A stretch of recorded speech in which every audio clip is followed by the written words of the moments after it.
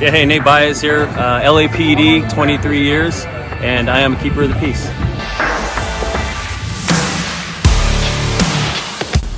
Hi, I'm Officer Zach Biggs from Detroit, Michigan, and I'm a keeper of the peace. I'm Wes from Denver, Colorado with Denver PD, and I'm a keeper of the peace for 6 years.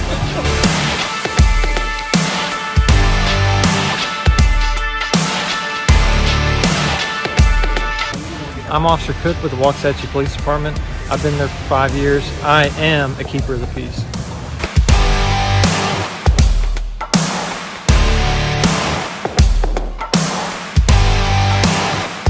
I am Trini Trinidad, a United States Air Force veteran and a retired 23-year veteran law enforcement officer, and I am a keeper of the peace.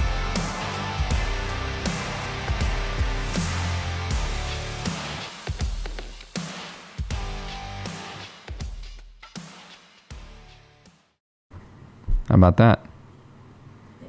Cool. Today is Tuesday, October the 6th, and we are here in Waxahachie, Texas for the Keepers of the Peace National Softball Championships. And I am Trini Trinidad. I want you to know that I am a U.S. veteran of the Air Force. I am a 23-year veteran of the Police Department of Law Enforcement. I started a nonprofit called Shields for Kids, and me and my wife own a business called Biotex. It's a crime and trauma scene cleaning company, and we've franchised to Dallas and Houston, but we are looking to franchise all over the place. So if you're interested in continuing to provide for people as a first responder, as you do as a first responder, consider a Biotex franchise. You're able to continue your service and your desire to help people. And it's a wonderful ability to do what good for people, but also have a great income. So that all being said, we are here. It is Tuesday, October the 6th, and you're watching the Keepers of the Peace podcast. All right, so I've got a couple of guests with us. I'm going to let them introduce themselves, but starting with Dan first. Dan, if you wouldn't mind introducing yourself to everybody. Well, thanks, Trini. There we go. Dan McIntyre. I'm a 17-year veteran of a police department outside of Chicago. I've been involved with many different organizations, including Special Olympics Illinois in the greater Chicagoland area. Like you mentioned, I'm also a business owner. I own several different businesses, one being a team uniform screen printing business, and then I also have a couple of escape rooms up in the Illinois, Chicagoland area. Yeah, man. Check this shirt out. This man produced this shirt here. It's our Keepers of the Peace softball shirt. Yeah, check out the back. There we go. We'll have to get a close-up of that later. Very nice. Well, hey, man, I know that you're joining us from Chicagoland. And we really appreciate you being here, man. Thank you for coming on to the show. And now we've got Josh. Josh, if you don't mind introducing yourself. Yeah, I'm Josh Edington. I'm from actually a town about 2.5 hours south of Chicago. It's Danville, Illinois. 13-year officer. Spent primarily on third shift patrol. Did a couple years on what we call our POP unit. It's our street crimes drug task force, street level drug task force team. And now I guess you could consider me one of the old guys. I moved to day shift already. All right. I'm 37, so small 70-some man department, and we stay pretty busy though down in Danville. So yeah, very cool. Oh man, when you get once you go to days, it's hard to leave. Day shift with 13 years must be nice. Oh, it's unheard of. I'll tell you what, though, from the time I started till now, day shift is not what it used to be. Things have changed dramatically. How so? Well, you used to take day shift to go, you've got 8 hours of overtime on day shift. I can just coast right through that, and now you take it, and there's seems to be a lot more people, I guess, with the internet flattening the world in such a short time. Everybody sees everything and everybody wants to report everything. So we have a lot of civil disturbances. We have a lot more people want to report suspicious activity. And, obviously the tensions that have increased in the police world, it's kind of like walking on eggshells as it is. But our town is known to be pretty violent. So we stay busy for what that is. Yeah, because daylight for me, 24 years ago now, if you were on daylight, man, you cruise through breakfast, you get done. It's not, you might answer one or two calls before lunchtime, but then, then the accidents start happening. Right. Yep. Yep. And then you can get out and you're good to go. But hey, man, so Thank you guys for joining us. I know I like to give my guests the opportunity to be able to talk about what it is that they want to talk about. And I think your subject matter is huge for everybody's going to be attending the Keepers of the Peace, International Keepers of the Peace First Responders Conference. A big part of this is going to be, centered around, that mental health. Being able to make sure that you understand how to take care of yourself, because we spend so much time thinking about taking care of other people, and sometimes we forget about taking care of ourselves. So the goal is to be able to not only give people a way of thinking outside of their own way of thinking, but also through personal experiences, being able to let people know, hey man, you're not alone, For example, one of the things I've dealt with is when as a policeman, you put that uniform on, man, and in your mind, I'm ready to go. Whatever comes my way, I'm going to handle it, and I'm going to do it for the greater good of my community. But at the same time, some people carry that on when they take the uniform off. And when they're dealing with certain things like the subject matter you want to talk about, PTSD, post-traumatic stress disorder, when that happens, we have so much pride, we're afraid to reach out. Or, you have problems with maybe if you report it, how does that look with your upper staff? Yep. So I know you wanted to talk about that, man. Let's get to it. What is it about PTSD that you're seeing that made you say, you know what, this is passionate enough that when Trini asked me what subject matter I like to talk about, I'm going to pick this one? Well, and I think when you originally asked me the question, I had brought up a podcast that I had recently listened to. I just took the second to look up who was Dr. Will Miller, was a guest on Todd McComas's 1041 podcast, and they got to talking about the subject of PTSD as it relates. Most people assume that PTSD is directly related to military service or somebody that's been shot or shot at, but there's such a broad spectrum that people don't understand of it, that police, and I think one of the examples you brought up, providing care to an infant that's, coded, or, we're first on scene. We see some of the worst of the worst, and it's how you cope with it. It's how it affects your life and your life outside of the blue, that most people don't really take the time to grasp. And I think it's a struggle for a lot of guys, and you hit the nail on the head when you said that, they don't know how to talk to somebody about it. If I go talk to a therapist and I tell command about it, they're going to think I'm nuts and they're going to put me off the street. Maybe this isn't the job for me. These sort of things go through your mind, and when you go through it, a personal experience, mine was an injury I had at work 8 years ago, where I was chasing a subject through our housing project, and I rounded the corner at a full sprint, and I collided with a steel wire across my face. The wire went in, cut the roof of my mouth in half, tried to force its way out the front, and fractured my face in 15 places. My jaw's currently bolted together on both sides. I've got 13 titanium plates and 20 plus screws in here. And since that time, when I was on 5-6 years at that time, I thought I was invincible, And then you go through something like that, and still to this day, if the lights are out and I take a step, I wince. And it's the sort of things that when I listen to these experts, doctors or professionals that study PTSD talk about these things, and it's, man, that you're right. That's something that I do, without even thinking about it. And it carries over into your private life as well. So it's become something of a personal passion to study into and research. Yeah. Yeah, for me, I think about it because my beautiful wife is sitting in here in the room while we're having this podcast. But, I think about some of the issues we've had.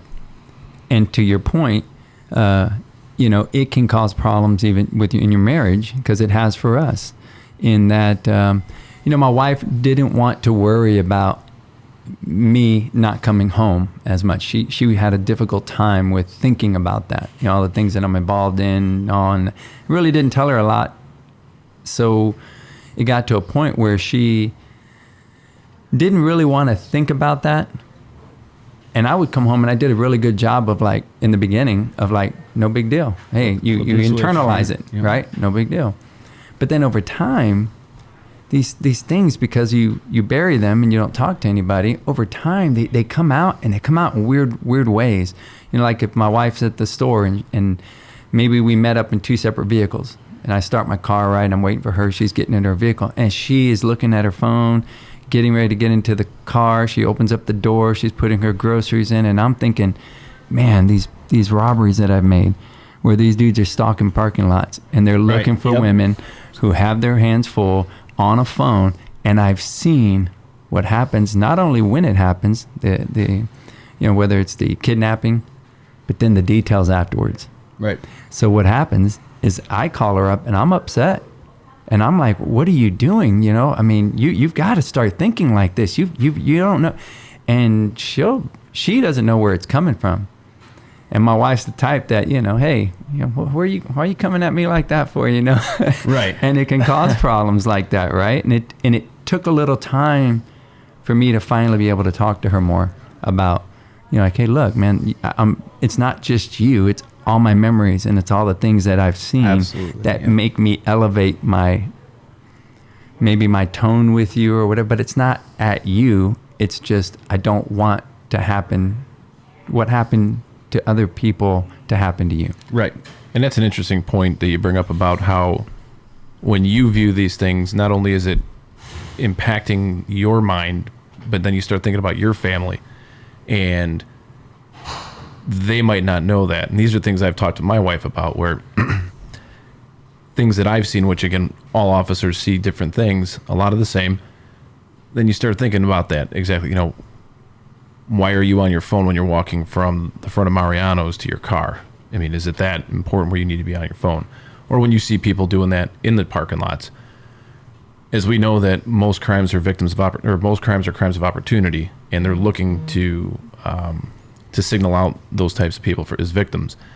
And I forget the book right now, but I bought one from a training class, and I gave it to my wife so she can get a little insight of why I think the way I do, and think, way I do things. And I think she got through a couple chapters of it, and it helps out because now she sees, I kind of see where you're at here.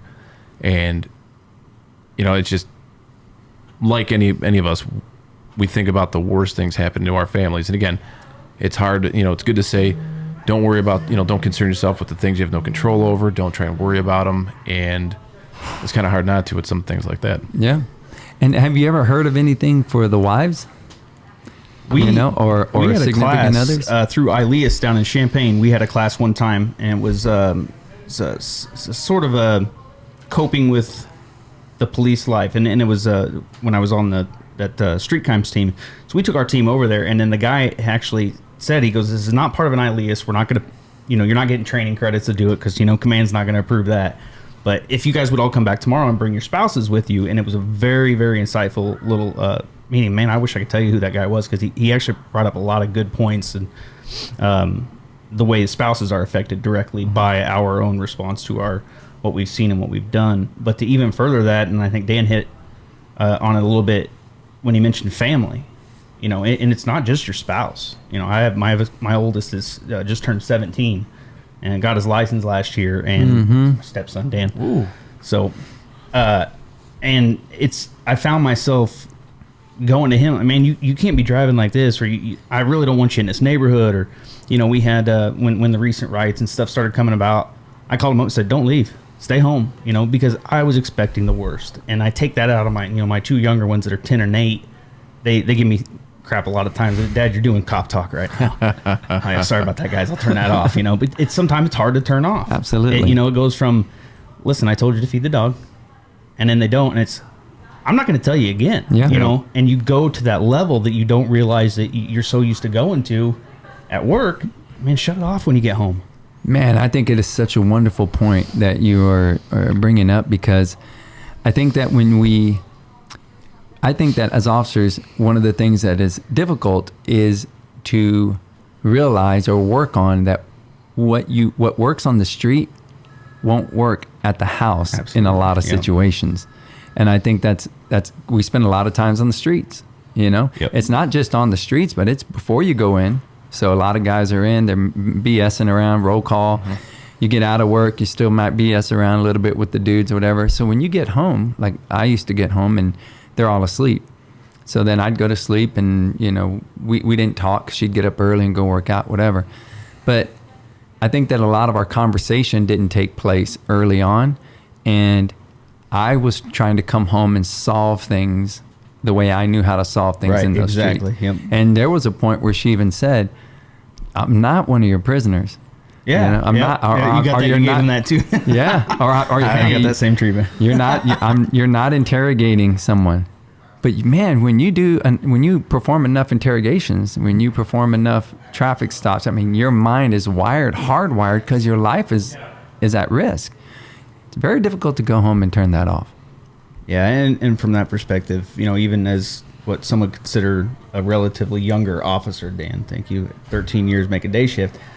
I can tell you within that time, within 5-6 years, my personality had changed as my approach to the way I handled things at work and the way I handled things at home. And my wife would she called me out on it. You can't be that way. And it really affected me. So Yeah, that's probably very similar to a lot of our home lives. You know, my wife's a saint, and I'm sure all of anybody we deal with will say the same about all of our spouses. They're saints dealing with us. And, I could think of a lot of things like what Josh was talking about, different specifics where you go home and you try to handle something and you just get that look like, are you kidding me? Yeah. Like, this is how we're going to talk now? It's like, oh, God, I'm being a dick again. And, you kind of fade off like, I'm sorry. Yeah. But early on in my career, I told my wife, stop asking me about how my day was. And I don't know if you guys have ever had that conversation. I'm sure someone who's going to listen to this podcast is going to sit there and go, I've had this conversation with my spouse. And I remember this vividly, and we were, just jaw-jacking a little bit before the podcast about things that just stick with you for your career and come up on you, and they just hit you. And one was, we had a 6-month-old that we went to the house, and I was a 2-year officer maybe. I think my son was just maybe 6 months to a year. And actually, he was 2, excuse me. But this 6-month-old had rolled over and went face first into the corner of a couch where your butt would go, and the 6-month-old couldn't move itself out. And the family felt terrible. We felt terrible, and I could relate to that because I knew where that father was, being tired, being exhausted, and just trying to catch a nap. Well, that stuck with me for my whole career so far, to see something like that. And then I look at my kids, and I can remember my daughter Claire, when she was maybe 7 months old, she was in her bassinet, and I didn't hear her. And I'm like, what? She's loud, and she's still the rambunctious one now at 8. And I walk over there, and she'd turned herself in the blanket probably 3 times. So she was a big burrito. And I grabbed that blanket, and I pulled that blanket so hard it was like a cartoon, where she spun in the air before she landed back on the bassinet. Yeah. And she looks at me like, smiling. I'm like, oh my God. Like, I was thinking, I'm that parent now. Yeah. I've tired. I nodded off, and I forgot about why I'm here, what's going on with my child. And those little things, and my wife's been very good about not asking me, how's your day? My son, on the other hand, is very inquisitive and wants to know everything about my day. And every time I come home, hey, Dad, how's your day? It's fine. It's tiring. It's fine. And I'm real short with him. I don't like to be short with him, but sometimes it's just, hey, I don't want you knowing, kid. I don't want you to know what I see, what I have to go through. Even though it's not every day, there's still times you'll come upon something and see it and go, man, that could have been anybody. Yeah. That this crash just happened near my, my intersection by my house. That could have been my family. Yep. And, I know a lot of guys are going through, not a lot of girls as well, all officers. And I'll get that book for you so we can put it out on the YouTube channel for you. But it's reaching out and talk with your family about it, because your spouses and your family goes through the same type of PTSD we might, but just in a different form of it, because they're trying to relate with us and we're not letting them have it. We're putting up them barriers and walls. And I read a little bit about that again and got my wife on it, and she's like, yeah, I can see exactly why you are how you are now, because it wasn't like that at the beginning. I think that one of the things that has come up between us is I didn't want her to worry about me, so I wouldn't go home and tell her things. I wouldn't tell her anything, and she didn't want to know, because she's like wanting to just distance herself. But I think that I made a mistake. I really believe that I should have talked to her more about some of the things. Doesn't have to necessarily include as much of the danger that I was in, Right. but I still think that is important, because what happens is we put some serious emphasis on our time Like, we don't take it for granted, especially when we go off duties. Like, I remember going on my RDs and going like, all right, nobody can get me for the next 2 or 3 days. I remember having that feeling, you know? And so then when I go back to work, first day I put my uniform back on, I'm back in that mode. And I think it would have been better for us if I would have come home a little bit more, maybe even if it was just kind of a summary, like, hey, you know, not to get too much into it, but it was kind of sad. You know, there's a traffic accident, this family, you know, I saw the aftermath of it. And I think that would have helped us because she didn't know where I was coming from in a lot of ways. Right. And it caused problems. And I bet you there's a bunch of first responders who probably go through that same thing. And I think I would have done that differently for me. Well, like Josh said, I mean, how many first responders go through their careers and they will not speak to anybody about anything they've seen or heard because they're afraid of that stigma. You're weak.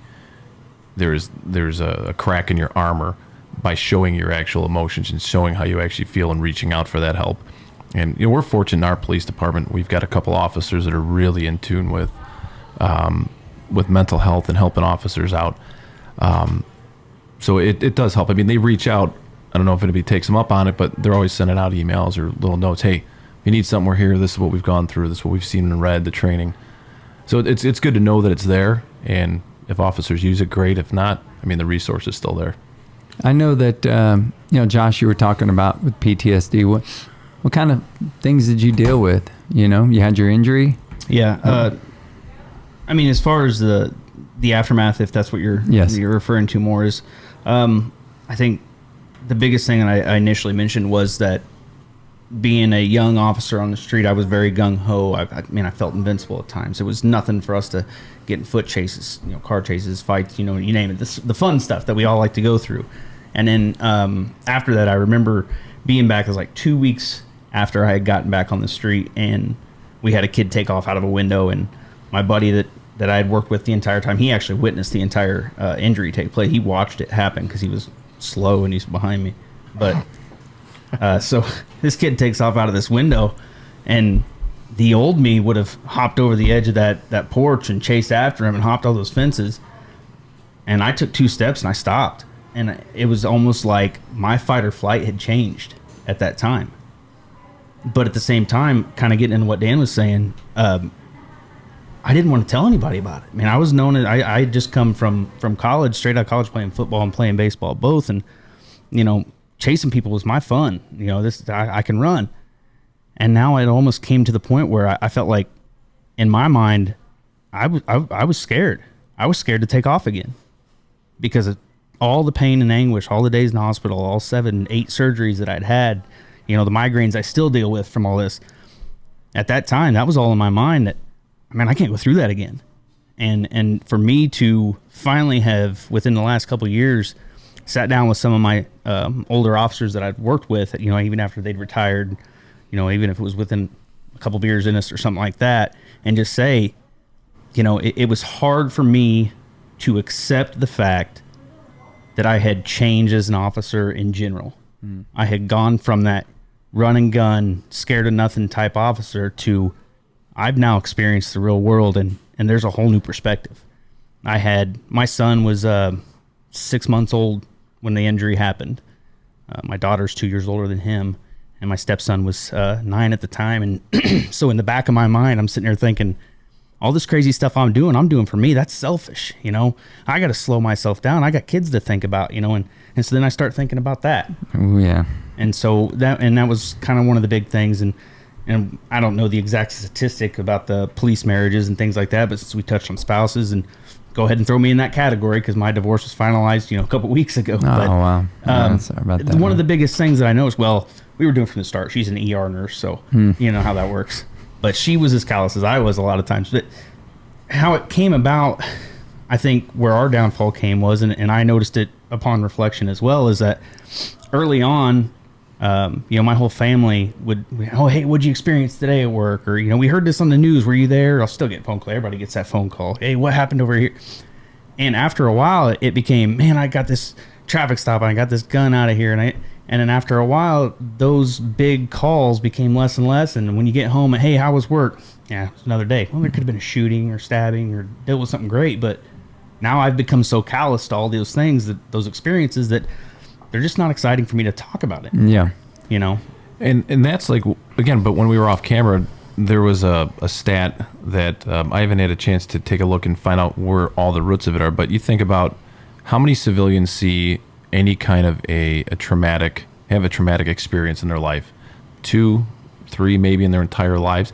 Police officers will see anywhere upwards of 800 different strenuous calls like that throughout their career, and I can name off at least 50 off the top of my head just from my short time in my career.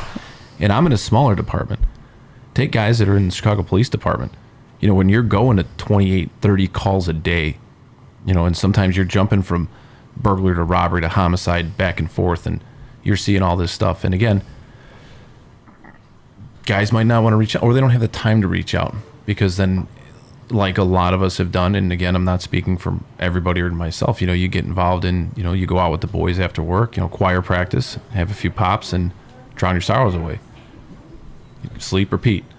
And you know, it's just, it makes you wonder too, like Josh said, early on in your career, you think you're invincible. And he's 100% correct. I know every officer has to go through that. And then you get into some kind of a situation where you take a step back and go, what just happened? And I mean, I can get into an entire podcast on one of the calls I was on, but I want to get into for people who maybe are supporters of law enforcement or first responders, they are watching and maybe they want to be involved with our conference, right? Our Keepers of the Peace conference. Give them an example of one of those scenes. I could tell you right now, just from, and for anybody listening to this that might be thinking, what is the Keepers of the Peace conference going to be about? And this is a good foreshadowing for it. You know, I've known you for about 3-4 years now, Trini, and I could tell you that just from my experiences talking with you, you know, everything's genuine. And getting this type of stuff out there, if this is a part of the conference or what it's going to be, I can't see why people wouldn't fly into San Antonio to experience this, especially when you look at the things like the badass stuff that's going to go on. And that's A with 2 Z's. Getting a chance to hang out with the San Antonio SWAT team, that competition team. Yeah.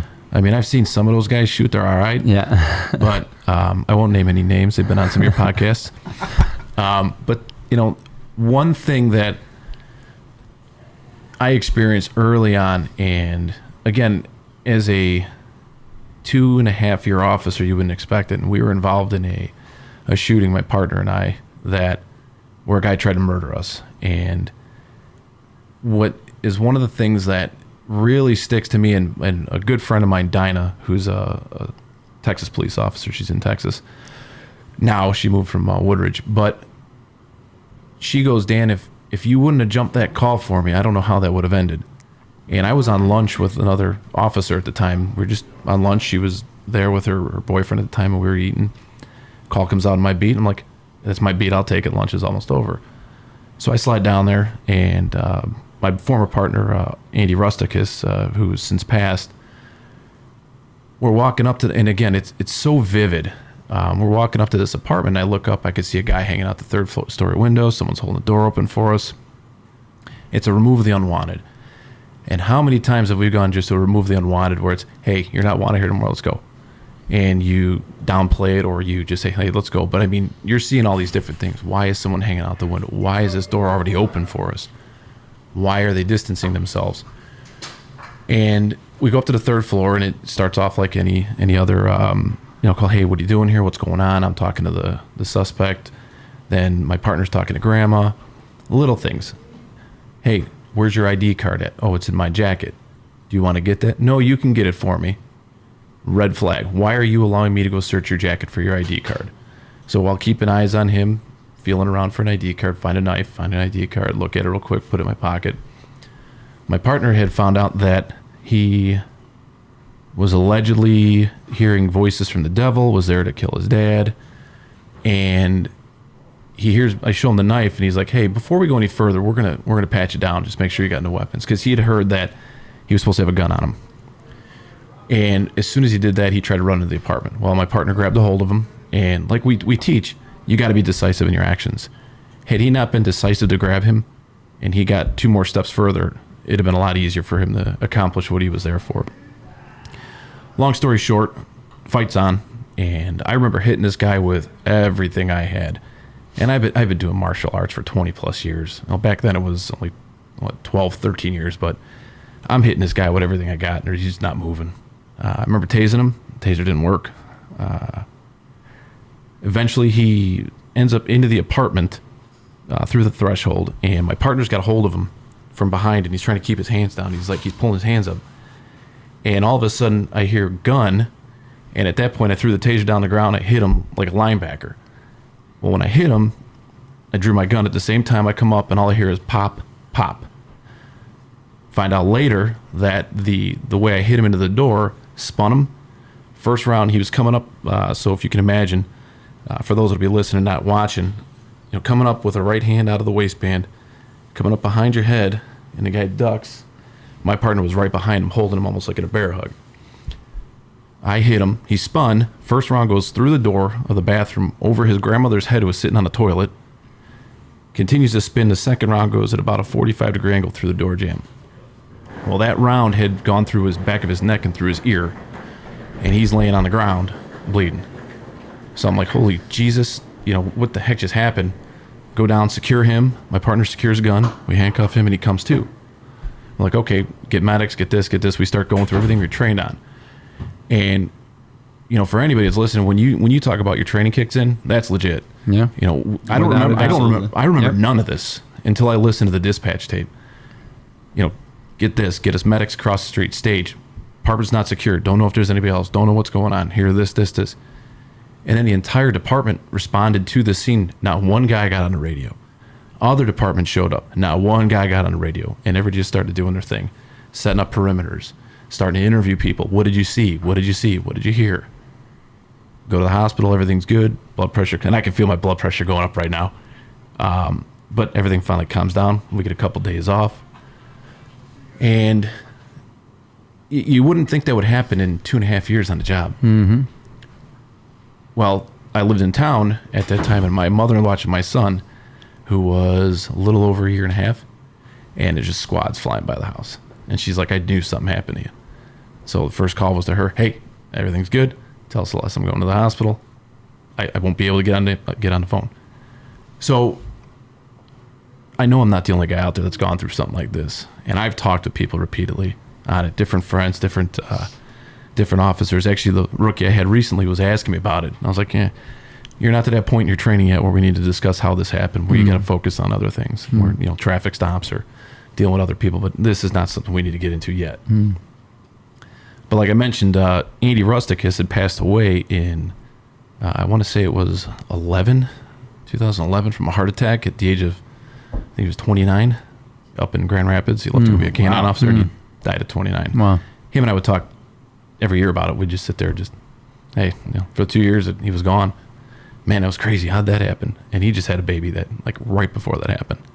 So with your feeling, how does that affect you still today? I mean, one of the things I think about is, through some of these critical incidents that I've been through, is how fragile life is. And it can be intense because, we don't voice it. Again, going back to the relationship. This show should have been called like the relationship show or something. But well, Dr. Phil might come after you for that. But I feel like really thinking about how fragile things are, and that type of situation, do you not start to think like, fuck, man, that bullet. This perspective. That bullet was freaking for me. I can literally see the muzzle flash going off anytime I think about the incident. I mean, we were within, close quarters. It's an apartment door frame. You got, 4 feet between walls as you're walking in the apartment from the hallway? And that's where all this is taking place. And I could see that muzzle flash going off right here. And one of the other things that I didn't understand then, because I was, again, brand new, 2 years on the job, you're new. And I remember coming up with my pistol and punching him with it, and it took the gun out of battery because I didn't know, not to wipe the safety, to index instead of coming forward. And I remember seeing just the shadow of the brass on the backside, wondering, why is my gun not going off as I'm pulling this trigger at 100 miles an hour and nothing's happening? the range guy at the time's like, hey, this is what happened. He goes, we didn't train to this, and we actually instituted that afterwards. We have a pretty good range program, and we started getting into that stuff afterwards. That's the kind of thing that is like one of those. That sounds like a bad dream. Like a lot of policemen have those dreams of your gun not going off, in your left hand with no fingers, or something like that. Like, I don't shoot lefty, but I can't pull the trigger. Yeah. But that's what was happening. I'm like, what the hell? So, that's my perspective on it. And then I look at a then officer who was there, and then Officer Dinah, who's again in another department now, and hearing their perspective on it, where they're like, if I was there, I wouldn't have been able to fight with this guy. You're stronger, you're bigger, you're more trained. I'm like, okay, let's stop right there. You're former military. You've seen things I couldn't even fathom. You'd have been fine. Then you get into, I saw you there, and you were looking at me with these eyes like I thought you were going to shoot me. I'm like, I don't even remember seeing you there. And she's like, no, you were looking right at me, and your gun's indexed. You were just sitting there, and I'm like, I'm gonna get shot. And then finally, you're like, oh, hey, sorry. Little things like that. What are they thinking? What do they still think to this day? If I'd have been there, what could have happened? Mm-hmm. And there's a lot of different people that are impacted by that. I can only wonder what my wife thinks about every day I go to work still, knowing that happened when I was young. I've got a lot more experience now, and Josh hit it. I mean, I don't even get in foot pursuits like that anymore. You blindly chase around a corner. How about you hit that corner, you pie it? Well, the guy's already 200 feet away now because you took your time pieing a corner. Yeah. You hope your perimeter holds up. Yeah. And I think you kind of touched on something too there, Dan, that it kind of, the way I was processing everything you were saying was a hell of a story. For 2.5 years on that, man, I had to be scary as hell. But that amount of stress that you experience within that short amount of time on that call is a level of stress that the normal person doesn't ever experience. And that's kind of what, in my mind, I was processing, is that we have to go from 0 to that light speed in no time flat. Like, you didn't expect that. It was just a subject to be removed as far as you knew. Correct. And then just with the flip of a switch, it went to straight to hell, for lack of better terms. And people don't get that, and that's maybe why we start trending towards that callous mindset, because we have to be able to go from 0 to light speed in a hurry and then be expected and called upon to remember every vivid detail. And if you don't, you're hiding something, or if you know. And so that stress level is something that we just guys need to be able to address. And if they don't, it's gonna come back and bite them. Yeah. And I think that, coping mechanisms are very important. Absolutely. So we've talked about talking, but that's a difficult one for a lot of us. For me, I put it out all the time. I have to work out every day. That's my therapy, is working out every day. That's what I do. That I allow myself the opportunity then for anything that I've thought about that was stressful, that's made me upset, that I've heard and I've had to absorb. That's my opportunity to go let that out so that I can go back and kind of recharge and be somewhat normal again. Right. It's like a reset button.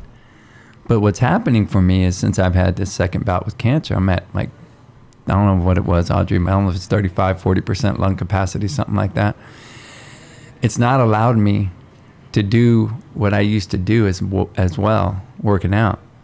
So one of the things I caution is having only one coping mechanism, because at some point that could be gone. I've used that for a very long time. So what happens when that's taken from me? And now I realized through self-awareness, okay, you're not able to do what you're doing in the gym. Now this is becoming another negative impactful type thing, because now every time I go to the gym, when I used to feel good, man, freaking there, go to this, run on that, go, do whatever. And now I can't do that. Now I'm getting depressed going to the gym. Now I leave the gym and I'm like, dude, I don't have that anymore. Right. And that started to affect me, man. So I had to start, I realized then, all right, I need something else. Guess what I did? Golf. I was like, all right, well, let's pick the most stressful one there is. Right. I say I can do this without my lungs being too challenged, and it's fun. I can travel and go to some cool courses, but in all seriousness, I am taking that intensity that I had at the gym, and I'm now putting that intensity into what your point is about golf. The amount of focus it takes. In a weird way, I feel like I'm going to be able to transition my way of dealing with things by like for that amount of time playing the game. I'm going to let everything else go and just make this my stress relief. And in a weird way, it's because I'm picking up a new sport, it's a new challenge, and it just gives me something to shoot for, and something that allows me to feel like I'm accomplishing things again. Because in the gym right now, I'm hurting. Right. So I think having multiple coping mechanisms. What's one of yours? What are y'all's coping mechanisms? I'll defer to my partner to the left here. I grew up in a big racing family. My grandfather was a mechanic. My dad was a mechanic. You know, the classic, everybody in my family was a mechanic. In fact, I was the first kid in my family to actually even go to college. We grew up a farm family. So one of my biggest coping mechanisms is I have a Mustang that I drag race. And actually, I'm currently building a 66 Fairlane with my dad to be more of a drag purpose car, because I like driving. My Mustang is still kind of a street car. So one of my big outlets is going out with the guys, hitting the tracks, get my adrenaline rush through that. You know, you go 9 seconds in a quarter mile in a car that you can also drive home, and that's a rush like none other. I'm telling you what. First time you ever did a wheelie in a car, that's a hell of a rush. Oh wow, Sounds like it. So what do you get? Is you get that same thing, that same feeling of like I can let this out? It's a project that my uncle, myself, and my one of my best friends, I wouldn't call him my brother, but we tore the car down to the bare bones. I mean, there's barely anything stock left on it, and so now it's got my heart and my soul into it, and it kind of became a passion. And then to see the results of it, but controlling the uncontrollable is essentially what it comes down to. I mean, you go 100 and get it in excess of 150 mile an hour within a quarter mile, I like that. And it's just a rush, a rush like none other. And Dan, you'll have to come for a ride with me sometime. We'll see how you handle it. I think I got a new project for you. I think we're gonna get you racing a police car for Special Olympics next year. I tell you what, I tried looking up on Instagram. I created a hashtag Pigs Who Race to see if guys could pick up on this, because the race car scene picked up a lot, and obviously my town of 35,000 people, everybody knows my car. It's a bright red 2011 Mustang with a big white stripe down the middle. It says Red Hood on the plates. You see me driving through town, people know who I am. I'm not that guy that can go out like the Street Outlaw show and take it to the street and race guys, because I'm just going to get in trouble for it. So I try to go to different tracks around the area and race and get competitive. But I always wondered how many other cops are out there that actually do like to race. We got a whole group that does the 5-0 to Dirty-O on the dirt track in Joliet. We got about 30 cars. I'm in. And it's full roll cage. It's funny he mentioned that. So I'll build a car specifically. my dad was a cop and a mechanic and a lot of different things, but he showed us how to work on cars as a kid. And my son really loves that. And with this race car, he's actually, hey, Dad, can I change the oil with you? Can you show me how to do that? Show me how to do a tune-up? Cool. Yep. And we've been doing a lot of mods to the car, and he's like, so, we put the cold air intake on. We got the spacer and the throttle body. What happens if we maybe do some stuff to the exhaust? And I'm looking and I go, what? He goes, well, in Motor Trend, I read that if you do that, and I'm like, nice. That's like $5,000. You can read? I'm like, that's like $5,000. This is my 12-year-old. And that became a pretty cool outlet that, that was something he liked to do. But, police softball's been a good outlet for me for the last, I don't even know how many years now, almost 9, 10. And just getting out and seeing guys that, we love softball. And it's different than the civilian circuit. You don't have all the fights going out on the field, and there might be a little infighting on the teams and a little jaw-jacking and jabbing, but it's so much better than, in my opinion, than the civilian circuit. And it's a way to just relax, decompress, get out there, hit a larger ball, not a golf ball. And, like my father said, there's no better feeling than barreling up a ball. There just really isn't, and I still believe in that. Yeah. But to touch back on one thing from a couple minutes ago, something I would tell any newer officers or even former guys that are in their career, to not just have their circles surrounded around police officers. That you still have to maintain civilian relationships with friends you've had forever, new people. Because when things happen on the job, I mean, you think about it, a guy can get in trouble and get in a lot of trouble with their PD. Some guys might say, I'm not going to talk with you no more. Well, now you lose somebody that you're friends with forever here at your job, and now you don't have someone to go talk to. And that's one thing I've been fortunate is all my friends from my childhood, I'm still friends with them, and I maintain that. So it gives me a little bit of a different, That's cool. I hate to keep using the word perspective, but It's all right. you know, they look at things differently than I do. Yeah. And, you know, some of them don't care for the police. You know, it is what it is. That's your opinion. As long as you're not bashing me, bashing my guys, you know, wanting us to get hurt. Yeah. And that never happens because then they wouldn't be friends. Yeah. But, Well, I think that's healthy because one of the points that I like to make is that when I would go to the gym and I was talking to you about, you know, letting it all out, I found myself listening because I love rap music, you know. I don't have a problem with gangster rap or any of that junk. I grew up with Ice Cube, you know, Tupac, freaking Snoop Dogg, Eazy-E, all these dudes. I mean, I like rap. I mean, I don't mind listening to some rock, but I get in there, I get hyped. I'm not there to talk to anybody. I'm on a mission and I'm letting it all out, right? But what I found was when I would leave the gym, I would go home and I still had that.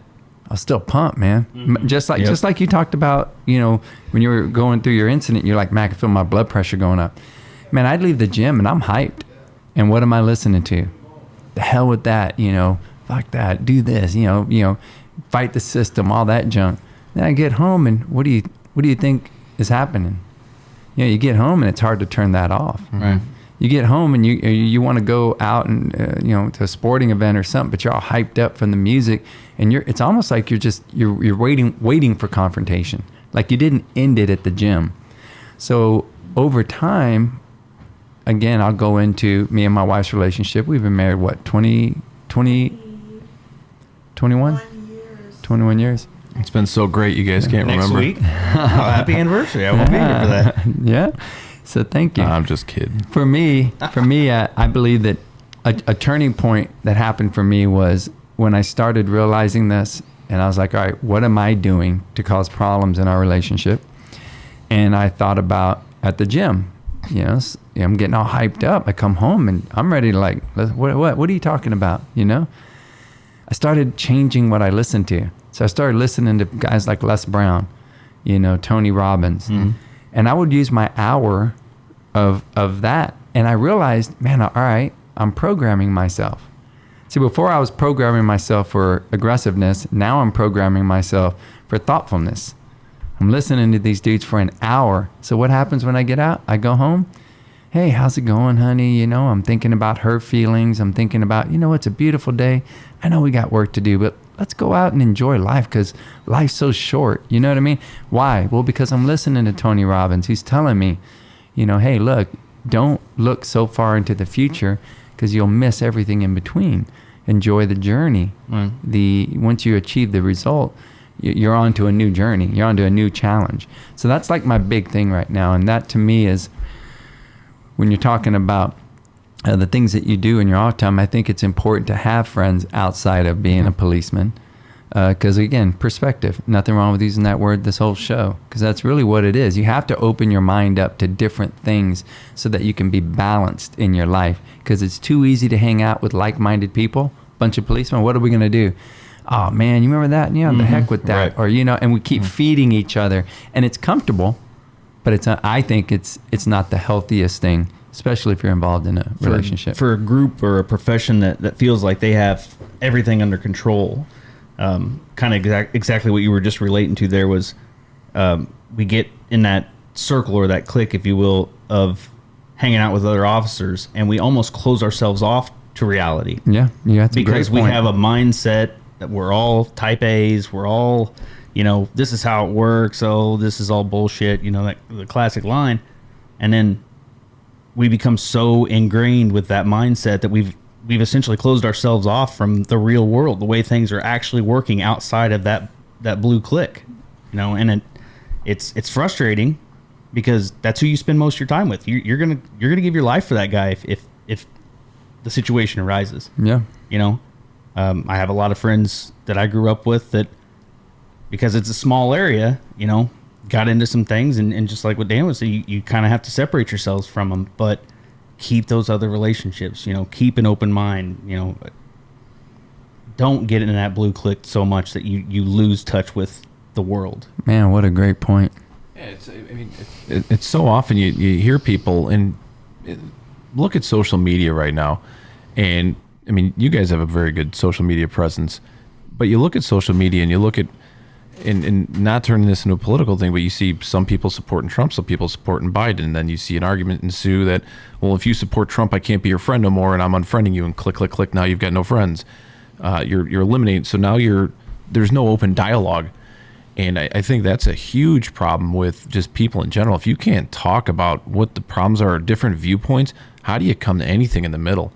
You know, they talk about left and right. Well, it's no different. Think about all the calls you've been on in your career. There's your story, there's your story, and there's something in the middle that's a little bit more makes sense. And I've literally watched friends unfriend other friends on Facebook, which, again, it's only Facebook. And now that, hey, come over to the house for a barbecue. Well, he unfriended me on Facebook. I don't want to see, Joe. And it's like, what? Like, what's wrong with you two? I got friends that they love everybody. I love Biden, I love Trump. I'm like, cool, let's talk about it. What are your, down points? What are the positives? Yeah. And you can have those conversations. Yeah. But when you're unfriending somebody on a social media platform because of their viewpoint, how does that solve any problems at all? I mean, if you're doing it just on something political, what other aspects of your life are you applying that to? And that goes for cops as well, because a lot of the guys are police officers that I know, and they can't have conflicting viewpoints. Yeah, I think it's extremely important as a policeman to make sure that we realize, we're human and we have our thoughts, our ways of thinking, and they are formed a lot by our experiences at work. And it can be easy to just be back the blue, instead of situations where it's like, dude, I mean, this dude is a part of my blue family, but with what he just did, that's completely wrong. That's not the blue. And if you find yourself on that side of everything is back the blue, back the blue, say that fast 3 times. Say that to you. Then I think that can be harmful, for your own health, your own mental health. So I know we're at 50 minutes already. Man, yeah, man. Whew. So Josh, tell me real quickly, we're going to have different subject matters at the Keepers of the Peace conference. It's a badass conference with badass breakout sessions. The goal is to be able to give these guys something to come forward that's exciting, like when it comes to, like what Dan's talking about, having our shoot and workout with the SAPD competition team. We're going to have hopefully Hoist Gracie. He's going to be on our podcast soon, but he said if the Bellator contract doesn't come into play, he's going to be here and he'll throw a jiu-jitsu seminar. Oh, wow. For That's us. great. Yeah. That's going to be cool. We're going to have a really neat themed run. It's a 5K run. It's just a run, not a race. And we're going to give all these officers an opportunity to... We're cops. Everything's a race. Yeah. Well, they're going to, whether you're military, fire, police, corrections, whatever, you can wear your uniform to this race. That's the goal. And to be able to run in honor of those that have fallen. That's awesome, yeah. And so just have that visualization of being able to be in an environment where you see all these different first responders represented, and they're all here to pay homage to people who pay the ultimate price. Mm-hmm. That's the one out of all the ones that I'm going to go to. That's the one that I'm going to be a part of. Right. Or all the ones that are happening outside of there. So that all being said, we're going to have those cool breakout sessions, but we're also going to have in-hotel breakout sessions. So if you've never tried CrossFit, because it's very important to stay healthy, right, and you're interested in CrossFit. You look like CrossFit, Dan. I'll tell you what, you got that build, man. Dan won't be teaching the class, just so you know. I have a CrossFit rack in my garage I've used 4 times. 2 years. But yeah, man, if you're interested in CrossFit, they're going to show you all about it, tell you what it entails. If you're interested in writing a book, we're going to have people there who can take your story, the stories that we all have, and you can write a book. It may be just for your family as a legacy to leave behind, or it could be something that just you decide you want to write a book. They'll take all your information and they'll do the work. They just need you to give them the story. Right. So I think that's a pretty neat kind of breakout. Neat, yeah. We have things like investments, because finances are a part of problems with first responders. Yeah, that's funny you mentioned that, because that's something that at a young age as an officer, you'd see these retirement seminars that the training units would put on, and the only guys going are the 25, 26 to 30-year officers. Right. The guys that are already way past that point where they should have been investing back That's exactly right. at the beginning of their career. Yep. That's a good point. I think that'd be a valuable breakout session it's for the going to younger be guys. huge, man. And it's cool because it's going to touch on both of them. You know, the younger cats, hey, man, you might want to consider something. I had no idea that when I retired, my retirement check was going to be as little as it is. I mean, I'm thankful that we were proactive and we have our business, but man, I was like, holy smokes, man. If I'm the breadwinner and I retire and this is what I'm going to get, man, we're in trouble. So I think it's important to go refine it. So we're going to have those cool in-hotel breakouts, but just a variety of breakout sessions. It's going to be really neat. To include, if you want to start your own podcast, you want to start, you know, your own social media type platform, we're going to have classes for that also. But all right, so why is it that you think, you know, if you could attend, you know, what would be the feeling that you would have walking in to 1,000-person conference with nothing but first responders, hearing from first responders on all these topics, because that's going to be the goal. Right. Hearing from people who have done these things themselves.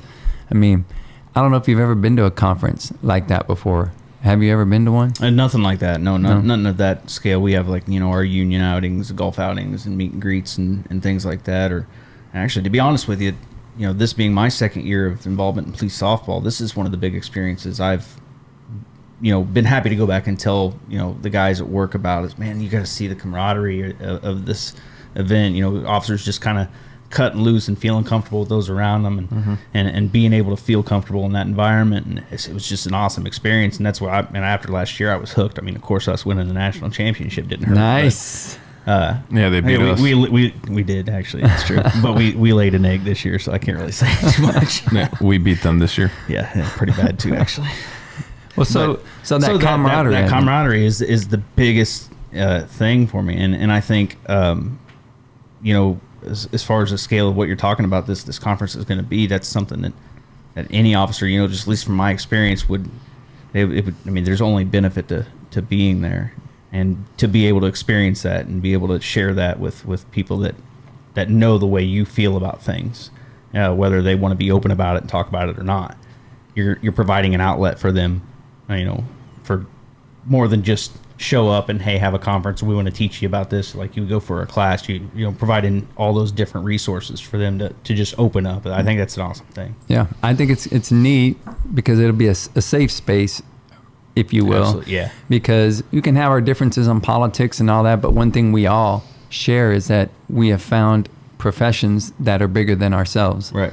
You know, and it's not to get rich. You know, I mean, you can look at any of our paychecks. Yeah. It's not to get rich. So yeah, for me, I think that's going to be that big thing too. And that's what I love about police softball, and that's what I'm going to love about the conference. Dan, what do you think about this conference? Thanks for refreshing that, because I forgot the question. About the conference, I've been to quite a few conferences, a lot of large-scale ones, 1,000, 1,200 plus, and they've all blown my expectations away, and this should be no different. Just from talking to you off camera, off mic, and hearing the things that are falling in place, I can't wait for the website to get launched and for everybody else to see kind of what's going to be happening. Yeah. In fact, you're reaching out to Gracie for a jiu-jitsu seminar. I mean, look at all the guys that are trying to sign up for the GST classes now, the Gracie Survival Tactics, run by one of the descendants. To actually have that at the conference, I think would be huge. Yeah. You know, he's a reserve officer. I did not. Yeah, he's been a reserve officer on a couple of different states, and he wants to continue. So I think that's cool. That's one of the reasons why I reached out to him, besides being a badass and first dude that brought UFC out to the world, or MMA out to the world, I should say. But I mean, to be able to have somebody who believes in us enough that he wants to be even a part of our profession, that's pretty cool. Yeah, that is pretty. And that seems like something their families really grabbed onto. I mean, I'm going to a GST class, and I was looking forward to that. And I mean, I think it'd be good. One of the good things about the conference. But then mention things like finances. If you want to run your own podcast, and a podcast could be. It doesn't have to be run your own podcast. It could be anything to do with using a mic and a camera. Yeah. You know, some people maybe. Well, actually, I know there are a lot of people who are good at voices. They're good at different impressions. Maybe they have some theater background. Maybe give them that little extra oomph into the spotlight for them. But again, like, I've never publicly spoken on that incident, period. I've talked to a couple officers here and there, and people that have had like-minded things happen where I'm like, hey, look, you're not the only one. And maybe it's just that opportunity to give someone a voice, the confidence to talk about something, to get it off their chest and look, hey, well, you're not the only one here. And like I mentioned, going to all these other conferences I've been to, I've sat there in a 1,400 person auditorium, and you're listening to a Special Olympics athlete get up on a stage and speak in front of 1,400 people like it's nothing. Mm-hmm. But other people look at 1,400 people and they're asking for a second pair of underwear because they're soiling themselves. I just think that's something this conference is to give people a chance to see that on the military first responder platform. Yeah. So again, we're looking forward to it. I know I got a couple guys that are trying to rearrange their schedules for next year because vacation picks were already in. So. Yeah. But well, I'll tell you, man, I'm super excited about it. Hopefully, you guys will be able to make it. I know for a fact that when the people come to this conference, they're going to get something that they will be able to take away and use not only in their professional life but in their personal life. I'm really putting an emphasis on, helping us with this suicide, these suicide rates, man. And I think that just like what you said, what if somebody gets that opportunity because maybe they were hanging out in the 3 days that they're there and they just happened, we all hung out. We didn't know each other, but we hung out, sat at the same table, for the comedy show that's going to take place after the first day. Travis Howes, he's a policeman, fire and military ex, and he's found comedy. That's his therapy. Real good, too. So he's going to be one of our keynote speakers, but then he's going to have his comedy show afterwards.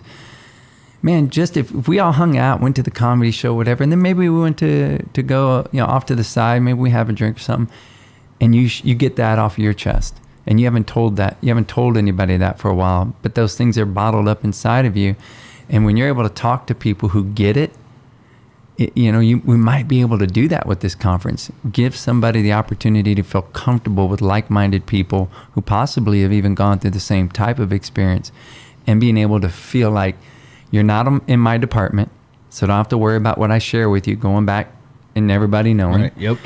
That's one thing. The second thing is it could be that person has been closed off for so long that in this environment and with everybody sharing, almost like a retreat, you might feel that, which you've never felt before, that ability to like, you know what? I'm going to do this. I'm going to talk to somebody about this. Right. I guarantee you there's going to be that taking place at this conference. That's not the main, I don't want to bill this as a mental health conference, but at the same time, I know it's going to do a lot of good for the mental health of everyone who attends. Well, I'm thinking about the commingling too, because again, law enforcement, we go to law enforcement conferences. We hang out with law enforcement professionals. We're going to be in a conference here with EMTs, military, and to think that, and let me rephrase that, I know I'm not the only person that's had an incident where I haven't spoken about it. Mm-hmm. I know there are people who have had worse instances, some maybe not as bad, but just you bottle it up, yeah, I'm fine, I'm good. No, don't worry about it, I'm cool. And you keep that with you, but now you might have that opportunity. You'd be sitting here talking like you're saying at a social gathering, and now you're talking with someone that might have been on, a raid in Afghanistan or Baghdad back in that, or even any kind of conflict, and they've seen something worse than you have, but now you find some common thread, and hey, this is what I did to cope and get through it. And you look at military, they talk about the 22 veterans per day that commit suicide. I don't know what the police rate is, but I'm sure fire's no different. You see things that human beings not supposed to see. Our bodies are not wired for that. We go through reconditioning through our training and through our experiences to get to that point. And having that common thread with multiple people outside of just your profession, I think that's going to be invaluable to us to have at that conference. I think it's going to be great, man. I think it's going to be a lot of connections made in a lot of different ways. You're a businessman. I'm a businessman. I mean, I think that being able to share that advice, which we're going to have breakout sessions on that. Should you own your own business? Should you join a franchise business? I mean, there are all these types of breakout sessions that I think are going to be great. So on that note, don't forget, we got April the 12th through the 14th of 2021 down in San Antonio at the beautiful Hyatt Regency off the Riverwalk, right there off the Riverwalk. So we're real excited about that. So I want to take a second just to thank you guys very much for sharing, for making the time to be here. I mean, we're all here from out of town to play ball, and that's going to be happening tomorrow. But I really appreciate you guys coming down here and spending the time, not only with me, but also with all these first responders and civilians who are watching. Thank you so much for that, man. Oh, thanks for having us on. Yeah, man. Appreciate it. All right, man. This is Trini Trinidad from the Keepers of the Peace podcast signing off. Just want to make sure you remember I got your 6.